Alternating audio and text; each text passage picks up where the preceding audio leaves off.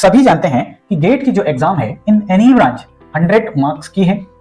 Okay sir, इस 100 में से 13 marks approximately 13 marks devoted to mathematics.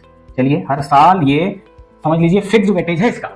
और कोई सा भी सब्जेक्ट, एप्टीट्यूड मैथमेटिक्स को छोड़ के कोई सा भी सब्जेक्ट फिक्स्ड वेटेज के साथ नहीं है। ऐसा नहीं होगा कि मशीन से इतने का आएगा, सोम से इतने का आएगा, ट्रांसड्यूसर से इतने का आएगा। Nothing is fixed except mathematics and aptitude. अच्छा सर, 13 मार्क्स का आता है सर। ओके, यानी कि 13% of the GATE marks, yes 13%। और ये जो मैथमेटिक्स है ना, इसमें नंबर लाना बहुत ही ज्यादा आसान है। तो इसका मतलब ये कौन सी कैटेगरी हो गई इस सब्जेक्ट की? सर ये इजी भी हुआ।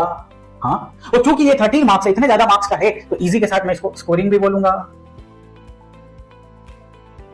ठीक है सर, लेकिन क्या होता है कि मैथमेटिक्स इतना इजी है, हर कोई कर लेगा, हर कोई समझ लेगा, लेकिन इन दोनों के अलावा हमें इस मैथमेटिक्स को कवर करना है या इसमें पूछे जाने वाले क्वेश्चंस को जो कवर करना है वो टाइमली करना है। गेट एग्जामिनेशन तो टिक टिक वाला एग्जामिनेशन है ना। ऐसा तो है नहीं ना कि आप गए और एग्जामिनर आपको बोलता है आराम से करो बेटा, जब हो जाए तब निकल जाना। ऐसा तो नहीं होता। टिक टिक टिक टिक चल रहा है, सारी चीजें समय के साथ करनी है, तो टाइम का बड़ा ध्यान रखना है। तो काश ऐसा मैथमेटिक्स आपको मिल जाए जो सीख के आप इतने कॉन्फिडेंस से फुल हो जाएं कि सारी चीजें विद इन टाइम करें।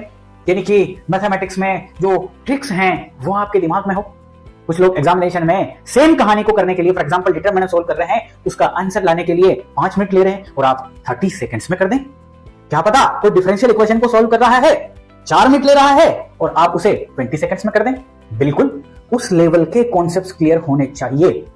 इतना करेंगे तभी तो आगे रहेंगे।